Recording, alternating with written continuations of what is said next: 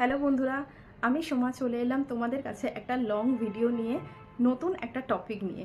জানি long video শুনলে পরেই অনেকেই ভিডিওটা স্কিপ করে যাও, স্ক্রল করে ওপরে তুলে দাও বা ঠেলে সরিয়ে দাও। কিন্তু আমি তোমাদেরকে অনুরোধ করব, যারা নতুন ইউজার তাদের জন্য বিশেষ করে এই ভিডিওটা বানানো। তো যারা নতুন ইউজার কাজ করছো ফেসবুকে নতুন, তাদেরকে বলবো ভিডিওটা স্কিপ না করে পুরো ভিডিওটা দেখার অনুরোধ করছি তাদেরকে।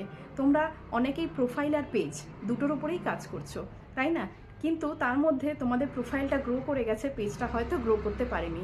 তো একটা পেজ যখন তোমরা ইউজ করছো না, সেটা যখন তোমাদের দরকার নেই, সেটা কিভাবে ডিলিট করবে আজ এই ভিডিওটাতে একটুখানি তোমাদের সাথে স্ক্রিন শেয়ারের মাধ্যমে আমি দেখিয়ে দেবো যে একটা পেজ যখন তোমরা ইউজ করো না, শুধুমাত্র প্রোফাইলটা ইউজ করতে চাইছো, পেজটাকে ডিলিট করতে চাইছো, তো পেজটা তোমরা কিভাবে ডিলিট করবে।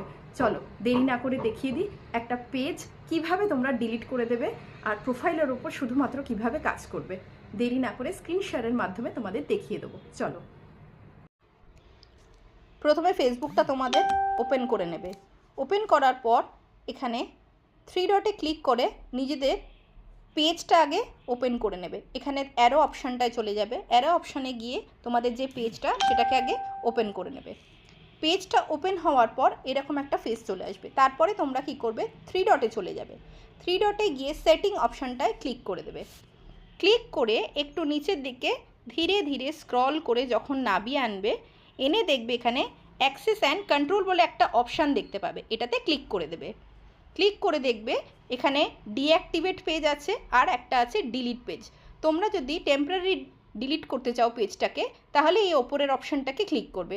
আর যদি ভাবো তোমরা পার্মানেন্ট ডিলিট করবে, তাহলে এই ডিলিট অপশানটায় ক্লিক করবে। ক্লিক করার পর কন্টিনিউ চলে যাবে। কন্টিনিউ করার পর এখান থেকে তোমাকে যে কোনো একটা রিজন বলতে হবে যে কেন তুমি এই পেজটা ডিলিট করতে চাইছো। তো আমি যে কোনো একটা এখান থেকে অপশান ক্লিক করে দিলাম। ক্লিক করার পর আবারও তুমি কন্টিনিউ করে দেবে। কন্টিনিউ করার পর আবারও তুমি এখানে কন্টিনিউ করে দেবে। আর যদি তুমি কোনো ইনফরমেশান সেই পেজ থেকে ডাউনলোড করতে চাও, তাহলে এই ডাউনলোড অপশানটায় এসে ডাউনলোড করে নেবে। আর যদি না কিছু তুমি ওখান থেকে ডাউনলোড করতে চাও, এই পেজ থেকে যদি তোমার কোনো ভিডিও রিলেটেড কিছু বা ভিডিও কোনো ফটো যদি কোনো কিছু ডাউনলোড না করতে চাও, তাহলে কন্টিনিউ অপশানটায় ক্লিক করে দেবে। করার পর তোমাকে এখানে পাসওয়ার্ডটা দিতে বলবে। তো এখানে যে ফেসবুকের পাসওয়ার্ডটা সেটা তোমাকে এখানে লিখতে হবে। লেখার পর এটা কন্টিনিউ করে দেবে। কন্টিনিউ করার পর ডিলিট পেজ এই অপশানটায় ক্লিক করে দেবে। তাহলে দেখবে তোমার পেজটা পার্মানেন্টলি ডিলিট হয়ে যাবে। দেখো এখানে ক্লিক করে দেখাচ্ছি, এখানে আর আমার কোনো পেজ এখানে শো করবে না। দেখো ঠিক আছে, আর কোনো কিন্তু আমার এখানে পেজ শো করছে না।